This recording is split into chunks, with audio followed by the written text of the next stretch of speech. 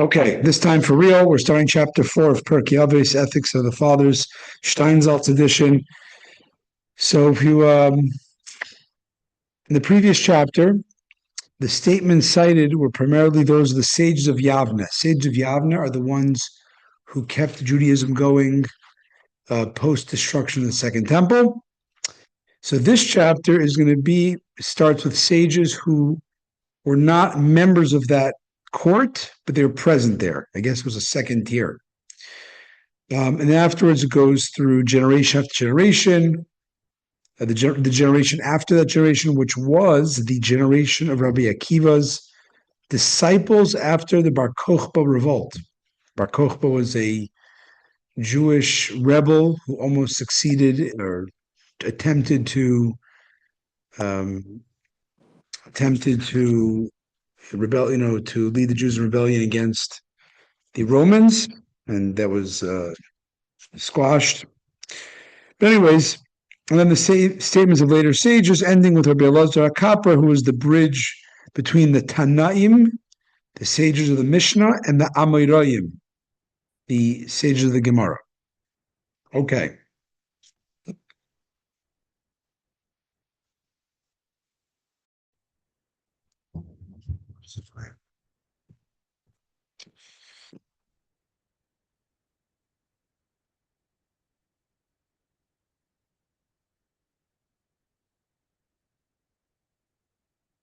Okay.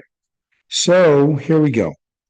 In this Mishnah, let's say the Mishnah, and then we'll say who it is. Benzoma Omer. Benzema says. Now that's unusual. The son of Zoma says. So just so you know, there were four Shimons, sages of that era. So they were called by their father's name. They also did not receive smicha. That's why they're called Rabbi Shimon ben Zoma. No, his name is Shimon, but it doesn't say it just Ben Zoma. It just says Ben Zoma. It's telling you that Ben Zoma is what's his first name. His first name was Shimon. He was one of the four Shimons, so they were known by their. Yeah. All right. Moving along. He died young, and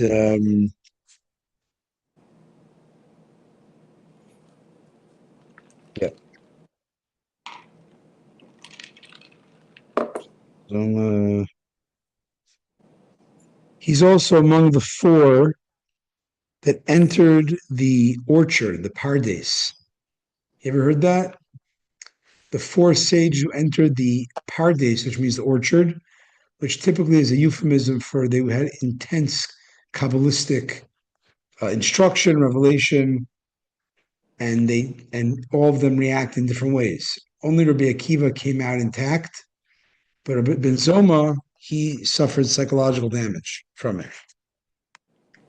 Okay. He said like this: who is wise? One who is capable of learning from every person. As it's stated, I have gained enlightenment from all my teachers. V'kol malamdai hiskalti. For your precepts are my conversation. Before I go into the Mishnah, actually, the commentaries note that when we mentioned this briefly in the introduction to the Steinsaltz edition, it mentions this, that this is like everything in oral Torah, it's ultimately based on verses. So what's the verse this is based on? It says in Yirmiyahu, in the bottom of the notes of 115 to 116, Jeremiah says, so said the Lord, let the wise not glory in his wisdom, let the valiant not glory in his valor, let the rich not glory in his riches. Rather, let the one who glories glory in this, perceiving and knowing me, capital M, God. So it's interesting to note that It's interesting to note that you shouldn't pride yourself in your wisdom, your riches, or your strength. That's what it's going to talk about in the here.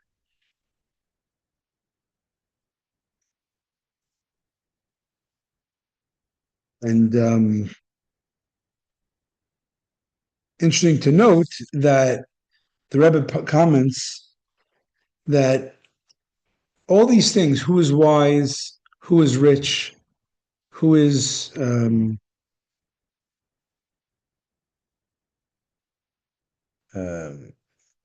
valor, strong, um,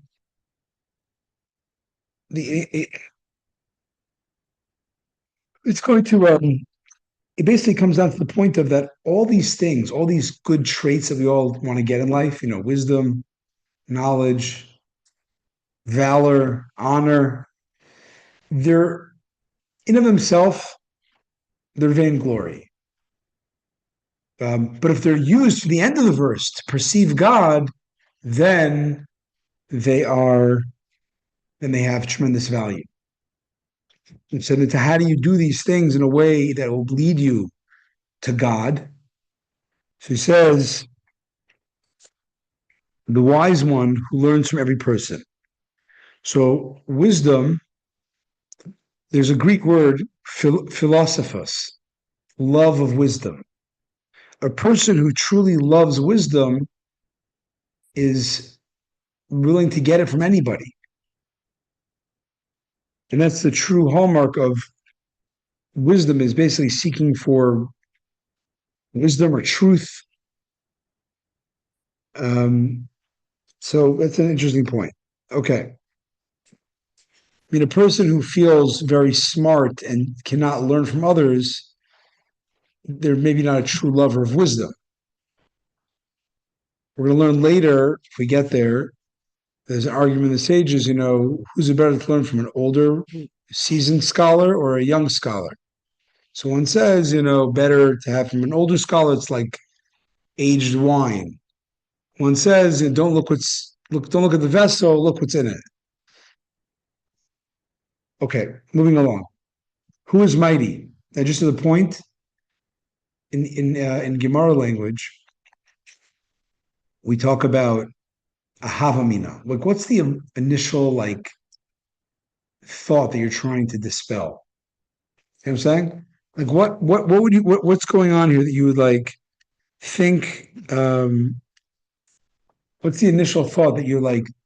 And it's not this. Like, what are you trying to dispel? So he says, we're not even trying to dispel physical strength here, right? You read the word gibor, it means strong, like strong man. It doesn't. No one's thinking that. No one. We're not even talking about strength of muscles, because that's something that we share with animals. It's not something which is like, it's up for debate. We're talking about inner strength. Or he says, so what's inner strength?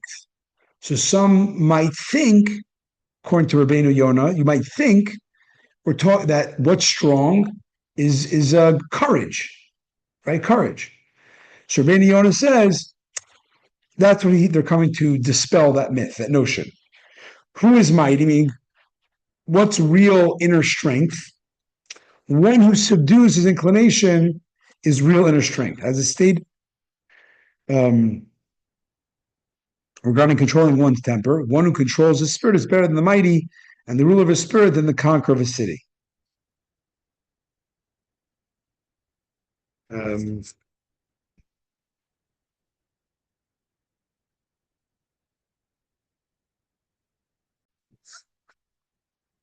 Okay.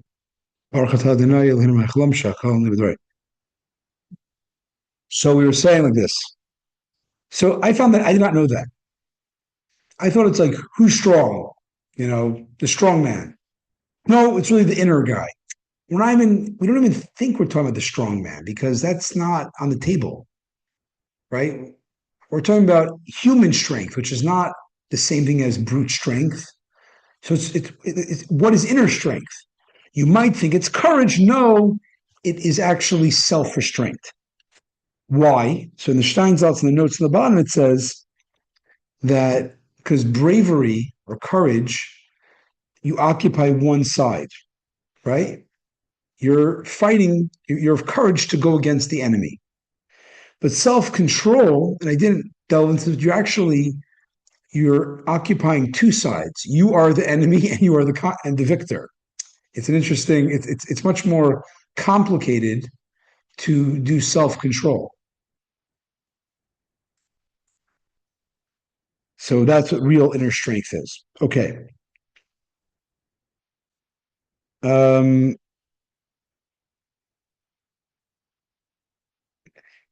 Ashir, who's wealthy? So he says, Hasamech Bechelkoi, one who is happy with his lot. Doesn't say he's satisfied. He could be ambitious, but wherever he's happy. Satisfied means I'm done. He's saying, I'm happy with where I am today. It doesn't mean I'm not going to try for more. As it says, it says, one who's happy with his lot, with the portion that came into his possession through his toil, and is sufficient for him. As it's stated, when you eat of the labor of your hands, your happiness is good for you. But to be inferred from the verse, the person benefits twice. You're happy in this world as you lack nothing. You don't feel lacking. And it is good for you in the world to come because he does not perform monetary transgressions and is free to engage in serving God.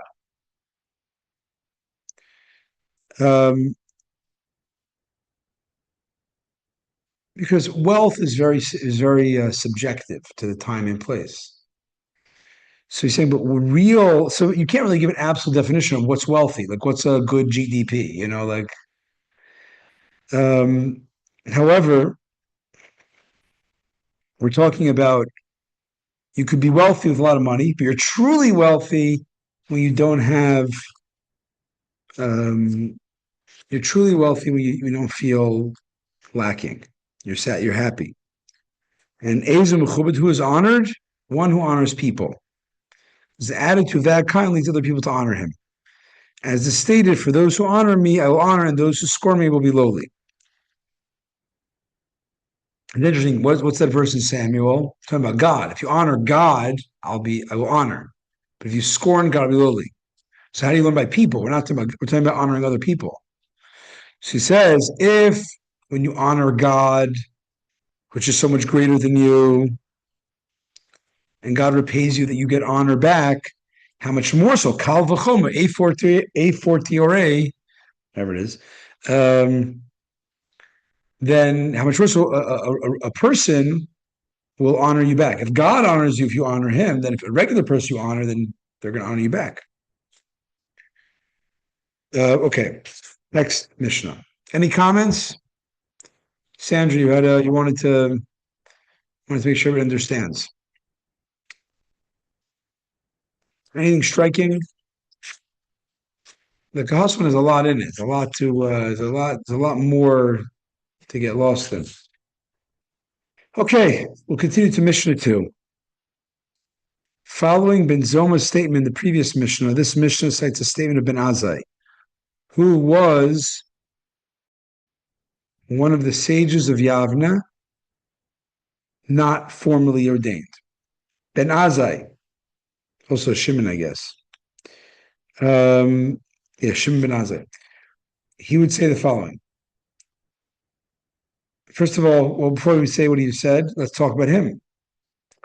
He's known as the lifelong bachelor who just loved the Torah so much. He said, I can't get married. I can't settle down because I love Torah so much.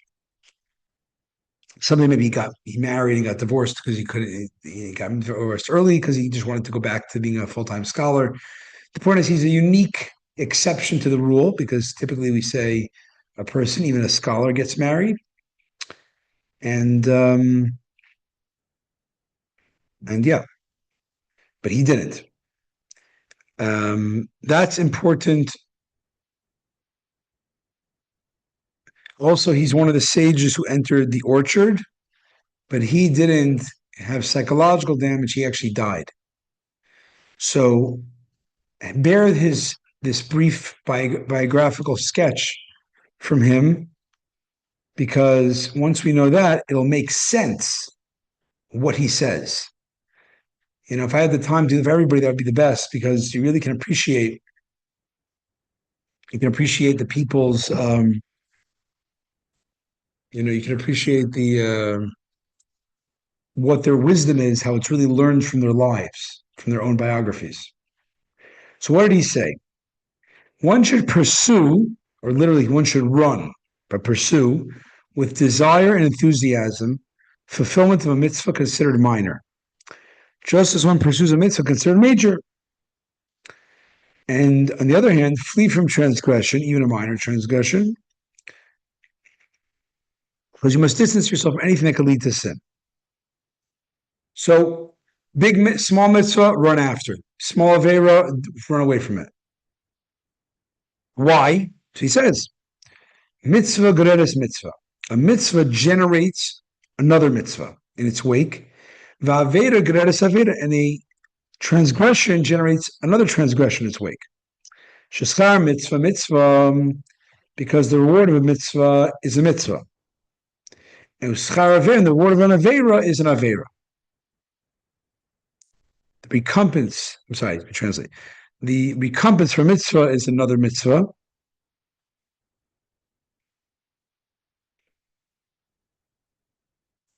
And conversely, the recompense for the transgression is transgression. So it's a little bit fluffy here. So let's translate these words. What does it mean a mitzvah generates another mitzvah? So the way they say in the Steinzal is that each mitzvah creates a causative chain reaction. Or another way of putting it is that the first time, so it seems to be repetitive. A mitzvah drags a mitzvah, and the reward of a mitzvah is a mitzvah. You're saying the same thing. You're getting that one leads to two, whether it generates it, whether it's a reward for it, recompense, whatever. See, you get the question? You get the like why? So the different commentaries say that one says that the first one is the conditioning. That when you do mitzvahs, you get conditioned to want to do mitzvahs. So it's more of a psychological benefit from doing a mitzvah, that you now are more predispositioned to do other mitzvahs. That's conditioning. But second, in addition to that, is the next phase. In addition that you are now more conditioned, you're more of a mitzvah doer.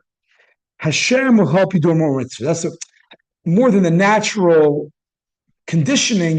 God will give you reward to do more mitzvahs that will come your way.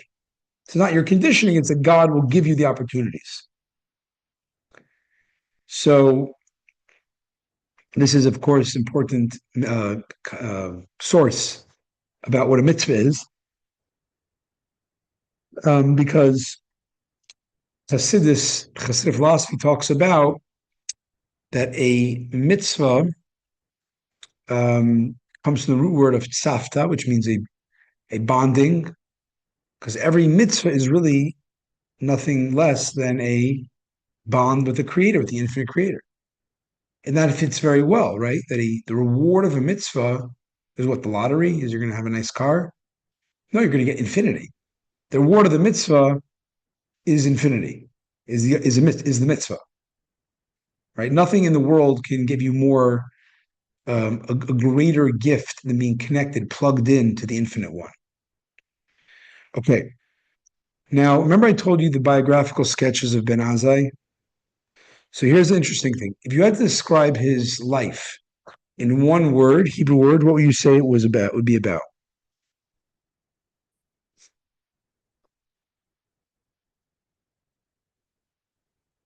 So you would have to say his life was ratzoi, right? Similar, akin to Nadav and Avihu. He says, I love Torah so much I can't get married. I actually can't settle down because I love.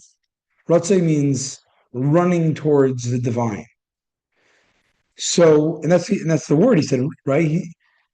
His life actually he didn't get married. Like he was such a heavy spiritual seeker that he couldn't get married. And that's not typical, because typical we say you should run to the divine, but then you return down here to do your life here. So now that you realize that's kind of the one word that represents him in many ways, it fits well with what he said. What did he say? Run, ruts. Like a small, who cares? It's divinity. You run towards it. That's why you can see there's a lot of like coded messages in Pirkei Avot. Another thing you can see, this is his life in his statement of that the reward of a mitzvah is a mitzvah. He's like, oh my gosh, mitzvah's infinite creation. Like, what's better than that? He was in other words, he was a very mystical seeker in a way. And that's all that mattered to him. Hence, he said these statements.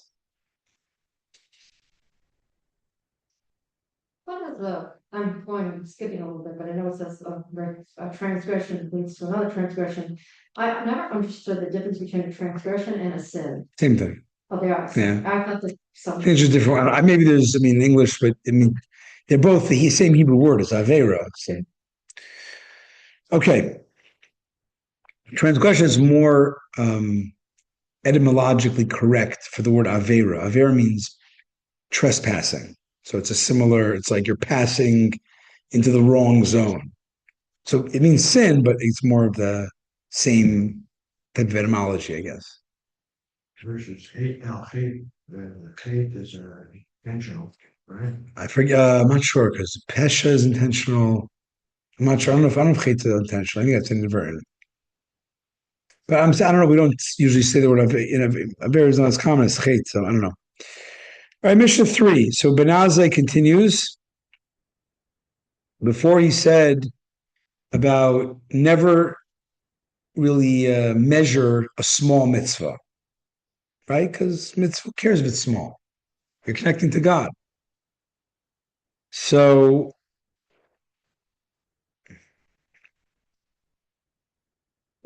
along those lines, he says you shouldn't also in your life when you look at people and things, never hold in contempt anything and any person. In his words, do not scorn any person, whoever he may be, even if he appears contemptible or insignificant, and do not dismiss, distance, and denigrate any item.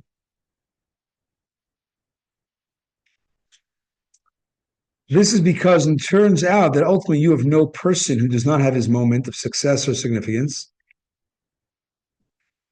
meaning one who treats this other person who's right now, lowly and contemptible, but when his star rises, and then he won't help you, and you might be even harmed by him. And likewise, there's no item that does not have its place in which will be proved to be necessary, in which its absence could cause significant damage.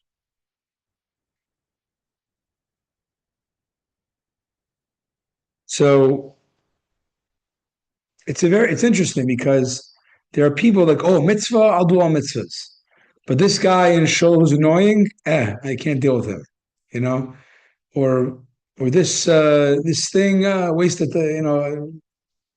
it's ridiculous, right? So once you understand the Hasidic doctrine of it's very, it's not Hasidic, it's a basic doctrine. In all your ways, know God, right? You find God not just in mitzvahs, but in everything.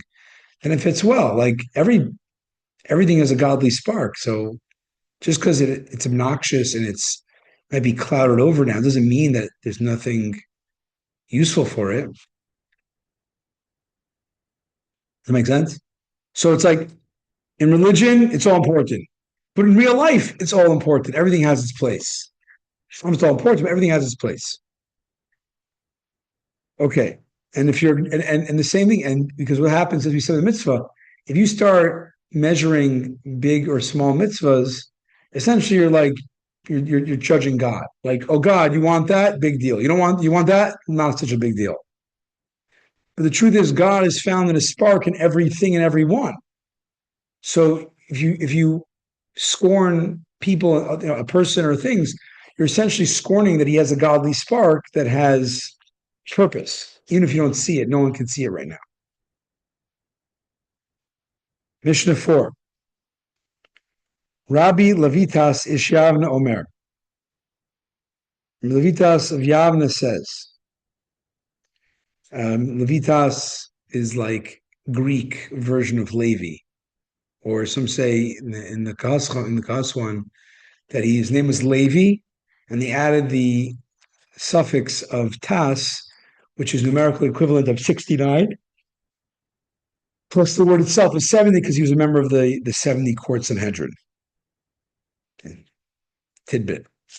So Rabbi Levitas of Yavna says, be very, very, extremely, extremely humble. As regarding this quality, what's go in humility, you go to the extreme. There's no room for pride. Why? Because the expectancy, the end result of every human being is the grave, where he's eaten by maggots. So, what do you think? Pride of your looks or your accomplishments? It's all temporary. Okay.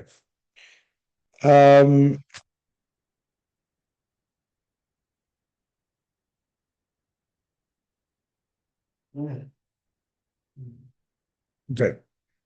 Or some say they translate it as tikvas enosh. All the hopes of a person. One way of saying the end game is you're in the grave. But tikvas enosh also means all your hopes and aspirations for having money and food and pleasure, whatever. That's temporary. It all goes to the maggots ultimately. It's gonna be a very visually, very a very shocking type of visual. It doesn't say the end is the grave. Let's get really gory. Like it's really gross and nothing at the end. This is what you might have to do to combat pride, because pride is really bad. Okay. Mishnah continues. Another sage, Rabbi Yochanan ben Broka, says, with regard to anyone who desecrates the name of heaven clandestinely, anybody who, basically, we'll see what that means exactly. If throwing men of a then he's get paid, God pays him back in a revealed public manner. And that is because this guy is a hypocrite. People think, oh, he's so pious because he's secretly, right? He's secretly breaking God, God's trust and whatever. But on the outside, he's professing to be a saintly dude. So Hashem causes a scenario for him to be punished in a way that exposes him of who he really is, so no one gets misled to think, oh, God punishes how sad, God punishes the saintly. No, this guy's no saint. Okay. And this says, furthermore, the severity of profaning the name of God, both who sins unwittingly and one who sins intentionally, are equal regarding matters of profaning the name. I mean, even by mistake, if you're going to cause a desecration of God's name, it's on you. Obviously, not as much of it's premeditated, but it's still, there's collateral damage that you have to pick up. And what's the connection here? The two statements of this Mishnah. One's about being very humble. One's about how bad it is to do a chilul Hashem, a desecration of God's name. The answer is arrogance is one of the worst chilul Hashems. A person who's a religious Jew and they're arrogant, what bigger turnoff to religion is it than that? Okay.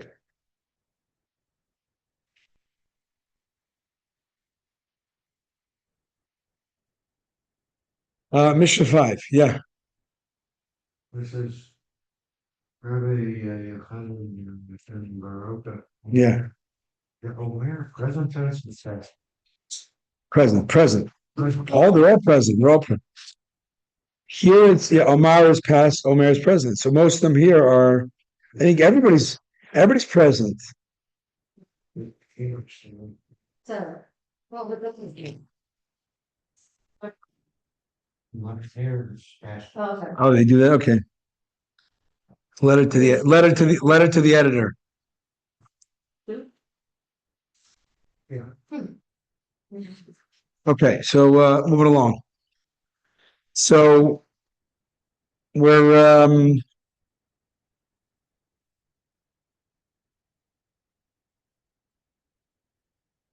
Mishnah 5. Following the statement of Yochanan and Broka, we quote his son. Rabbi Shmuel, his son, says, matters relating to the proper motivation for and objective of Torah study. One who studies in order to teach. Then we say, I mean, his primary motivation in his study is not for himself, but to teach others.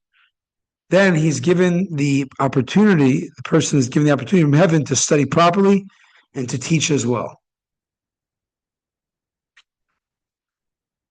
I mean, God will assist you because you're now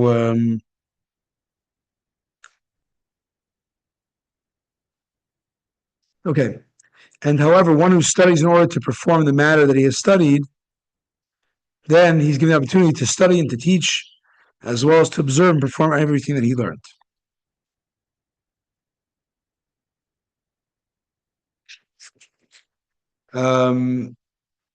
Interesting.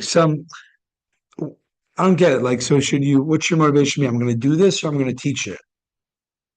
Seemingly do it, right?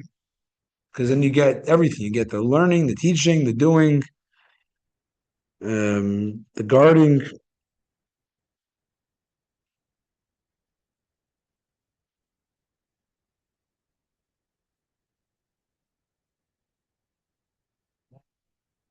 Basically, first of all, I'm talking to someone who doesn't want to do mitzvahs. He's just an academic to teach. He, of course, wants to do mitzvahs, but he has a very big passion of teaching. That's what it means there. One who studies in order to teach, he's studying to teach. The other one he studies To do. like he's a physicist or something, but he can also teach, something like that. I mean, like he says a skill that he's able. There are different people. Different people. I'm not sure.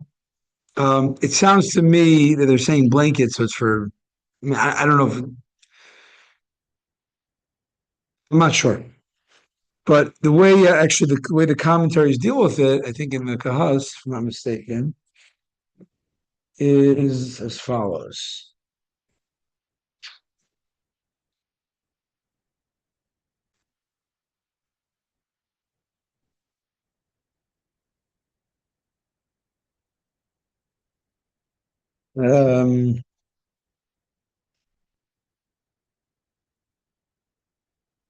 It seems like teaching and doing, or teaching others how to do, right? So it's like teaching others theories or teaching others how to do. It's like to learn to teach, which is big. Then what they say, those that can't do teach, those that can't teach teachers. You heard that? So you see one, you teach one. You see when you teach one. Yeah. Okay. So I'm just trying to understand the nuance here of the first one saying you're doing to teach, and that could be by the way it says we're talking here where there's no opportunity to do it. Let's say the laws of sacrifices. Right now they're just theoreticals. They're only knowledge. You can't do them.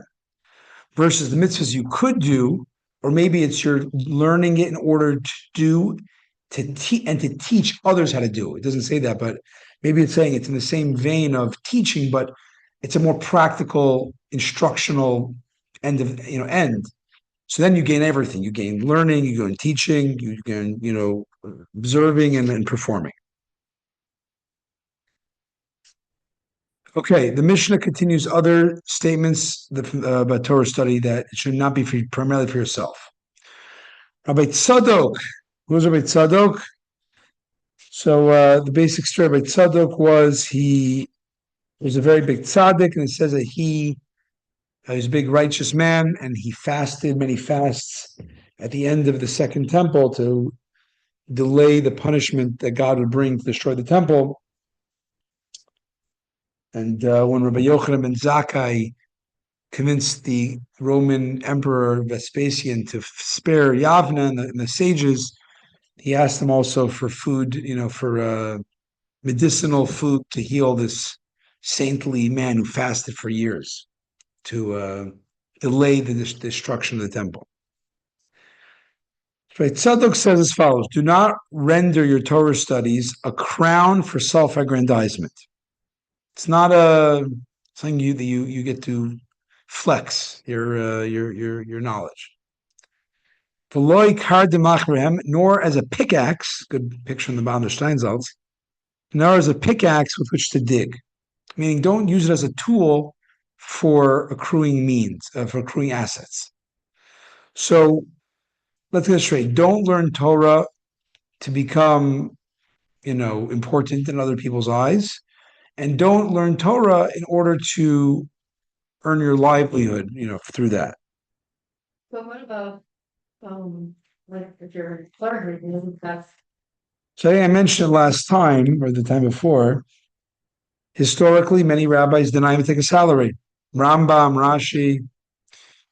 At a certain point where people were not able to, they couldn't do both. They just weren't, right, the Yeridas Haderes, the descent of the generations, they couldn't do anything. So they had to make a loophole that you're paying the rabbi for his time, not for the. Anyways, but it's definitely not saying that you should think about it as a career, as an asset building career. Likewise, Hillel would say a similar statement: one who exploits the crown will pass. You learn from Hillel's statement, anyone who benefits from matters of Torah, meaning you exploit them to attain either assets or honor, he removes his life from the world. Okay.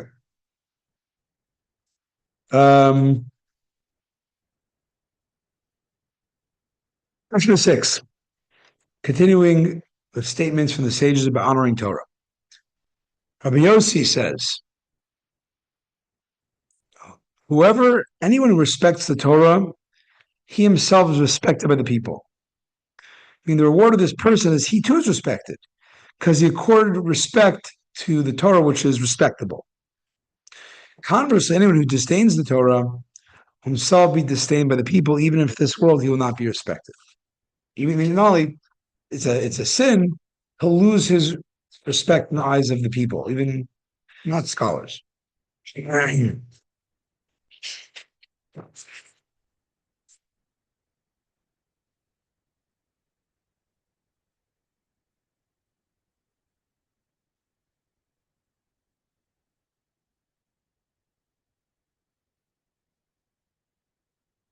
Mishnaic times, the Mishnah's times, Torah scholars who worked as laborers, such as well-known people as Rabbi Yoshua, the coal maker, and Rabbi Yochanan, the cobbler, and Rabbi Yossi himself. Apparently, he was a tanner. They were respected by the community. A tanner, by the way, was like I'm saying it was a very dirty job. They take skins, they would make skins. It involved a lot of chemicals. It was a very dirty job. I don't know if it's compared to the way we look like, garbage man, like it's a very dirty type of job, but they didn't view it that way. They said,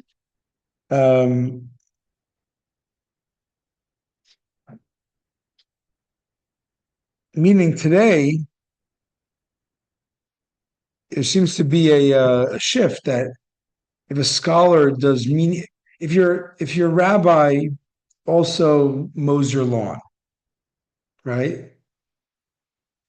It's just the way society is. You look a little less like, what are you doing? Like, right? You should be doing high level intellectual teaching. What are you doing? Menial labor. So they say that the times have changed because society's changed. It goes by the way society views people.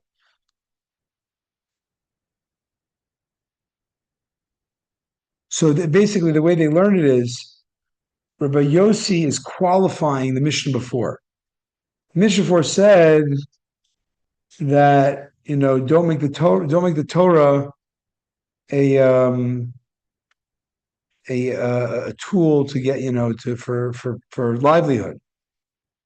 But that's as long, the next rabbi says, as people don't look at menial labor in a negative way. Because if they do, even though you mean well, people are looking like the rabbi as a garbage man type of thing. That's the people's problem, not the rabbi's problem. Good point.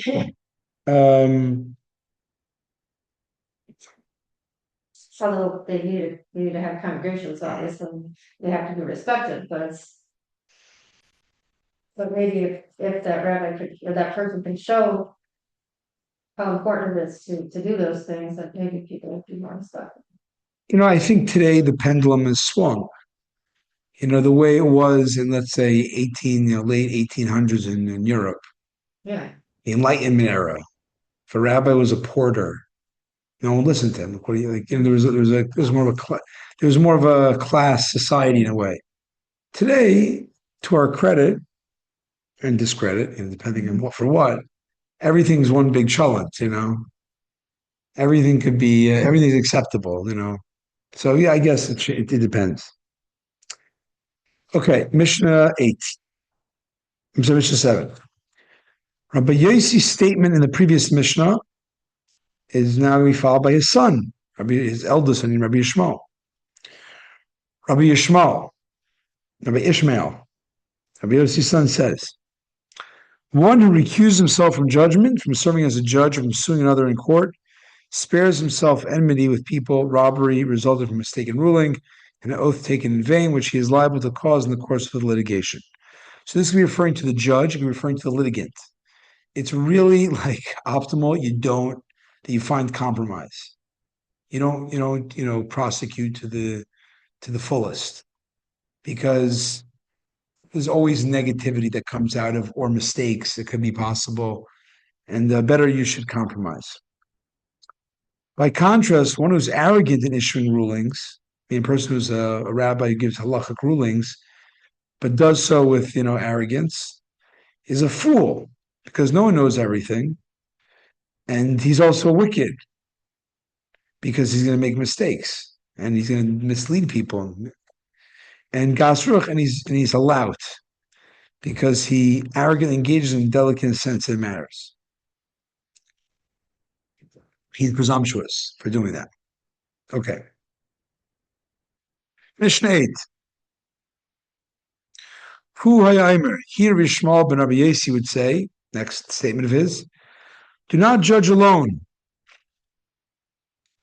Do not sit in judgment alone, even in situations where it is permitted to do so, as there's only one God who judges alone.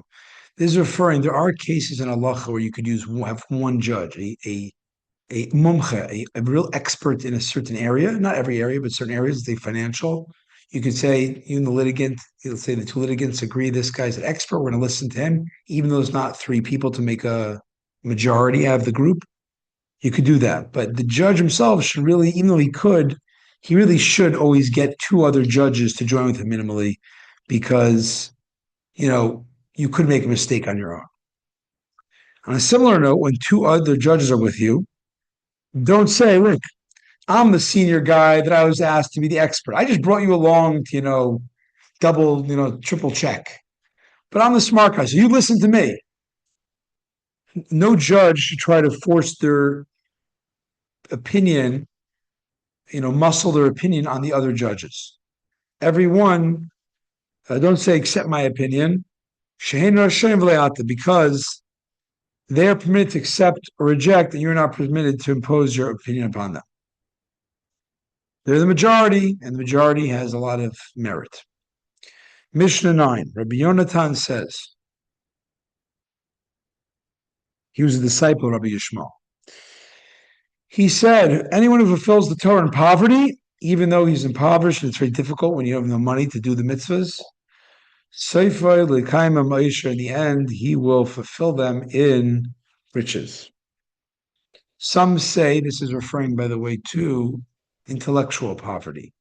Someone who's not the sharpest tool in the shed, but they want to do the Torah so much, they try so hard, they're rewarded. Ultimately, they're going to be very much smarter and much more capable.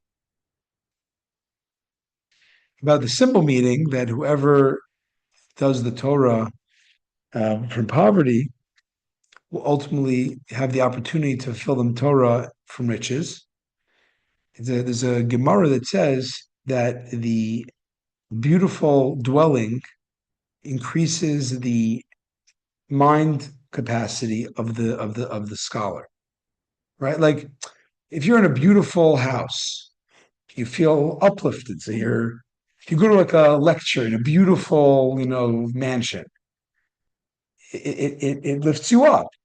So that's why God will give this very sincere mitzvah scholar to ultimately he'll be rewarded because he did it even without that boost, but ultimately he will do it with that boost of a lot of money.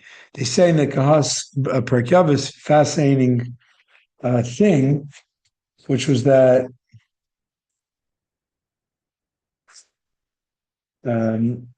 there were scholars. I'm trying to see where I saw it. It was very interesting. There were scholars who, when they wanted to understand a very complicated piece of Gemara, they would take gold coins and put on their study table. Interesting. It was very complicated. They wanted to like motivate it. So they put gold coins just to have jewelry in front of them. Yeah, not to like reward themselves in the sense of that it says when there's beautiful things, the human being is uplifted, and then you can use that uplift for Torah. It's a kind of it's an interesting, it's a way it's counterintuitive. Like if you care about Torah, do you care about what color the wallpaper is? Like, what do you care? Or what do you care? Some of these people, I mean, as you read, some of these people were the scholars from a long time ago when they didn't have anything. Right. They were able to get their own dwelling within. Oh, so wait a second. So that's another question. Let's finish the statement. Conversely, anybody who is idle from the Torah while they're in a state of wealth, and he has the ability to study Torah, then he will ultimately become poor and continue to be idle from it in poverty. So here's an obvious question from real life. There's a lot of scholars that are poor. What's up with that? Historically, like what? Everybody that was a Torah scholar ultimately ended off with great stock options in their 401k? I don't think so. So the answer is like this. The commentaries in the Kahas deal with it. They say this. The Maharal says that actually isn't any better than money. They get no test of money. Like those people that were dedicated in poverty and they never got out of poverty, it's because God didn't want to test them with money. God spared them that test for whatever reason. It's one reason. Another one, you could says Rabbi Yaakov Emden says you could translate it that the riches could be contentment, like we said earlier, hasamech b'chelkai, right? The wealth, who's wealthy, who's content, so you'll be blessed with a real contentment, even with very little. So they're very poor, but they were very happy. So they're rich, essentially. And the Tiferes Yisrael, another commentary in the Mishnah, says that this is talking generally speaking. Yes, there are, some examples of people who were scholars, good, sincere scholars, and they stayed poor. But just generally speaking, people do get better off when they keep at it. However, why does God not make everybody do better financially when they're a dedicated scholar? You can't ask on God why some things aren't working out the way exactly you would think it would work out. Saying, or I have pictures too, but that even if you have poverty on earth, you might have wealth, but not necessarily. Sounds very Christian. Yeah. Okay. And I'm saying, it could have similarities. I mean, it's not like it's not a Jewish, there aren't Jewish sources like that, but it has a very, what was the word? Gnostic? Who are the people, Gnosticism? It was a form of Christianity, basically, this world bad, next world good. So Judaism is not about like rationalizing our misery because we're getting a palace in the sky. If need be, we'll do whatever God throws our way, but we don't We don't romanticize poverty. Okay. Continuing on, Rabbi Meir says, now before I continue, Rabbi Meir is a very famous sage of the Mishnah. First of all, he was in the fourth generation of the Mishnah sages, the Tanaim, in the period between the Bar Kokhba revolt and the redaction on the bottom 129, and the redaction of the Mishnah. So somewhere probably, I don't know exactly. His origins were from a family of converts, and he was a scribe by profession. It is said about Rabbi Meir, he was so great the other sages could not fully grasp what he was saying, his opinions and their profundity.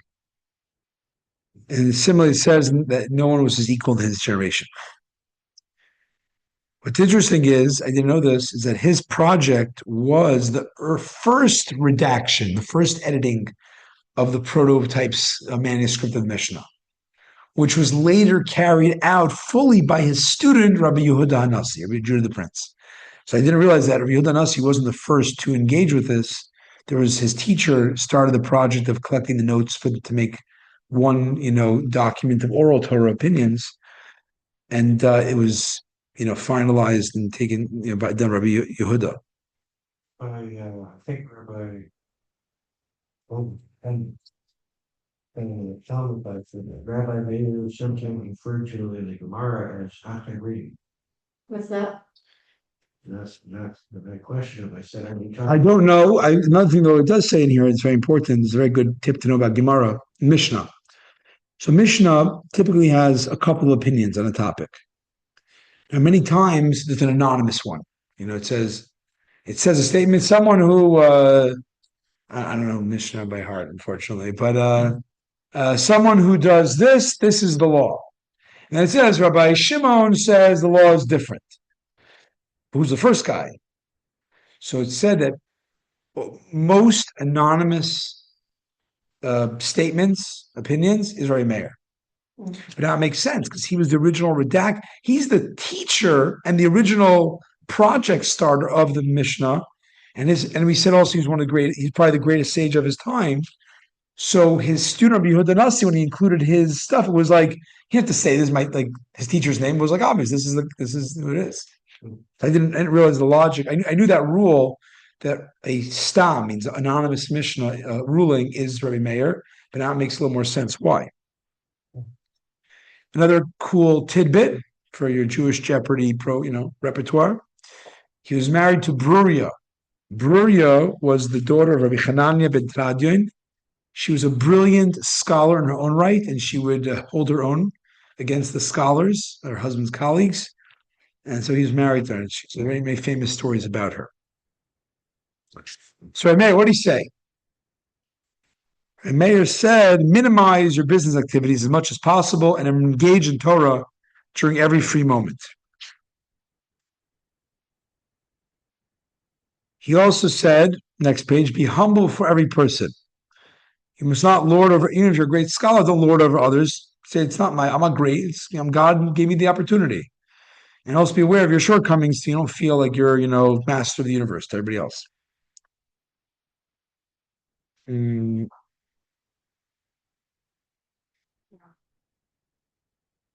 other words, if you want to be a scholar, don't do so much commerce. Be much more of a procurer of wisdom, and make sure you're humble, because then you procure the wisdom from anybody, that even some lesser scholar than you. Now, in terms of minimize the time devoted to earning a livelihood, remember the following, because you got to minimize as much as possible your job and make enough time so you can study Torah. If you are idle from Torah for any reason, right? For example, you have to go back to the marketplace. No, there are many factors causing idleness lined up against you. Meaning, life is going to throw a bunch of excuses at you why you shouldn't be studying Torah. And you're getting nothing from having not done it. Like, you have excuses, but you didn't gain anything. Like, okay, so we won't roast you in hell forever, but you lost the opportunity of studying Torah. And conversely, if you toil extensively in Torah, there's much reward to be given to you. Even if you earn little livelihood, you will receive more than you would have received had he been idle from Torah study. Okay, we're gonna stay out. No problem. Okay, that'll end it for today. And there's a lot more to go, but that's for today. Next week we will be again on Thursday because I have a conflict on Wednesday. Okay, go. Come on.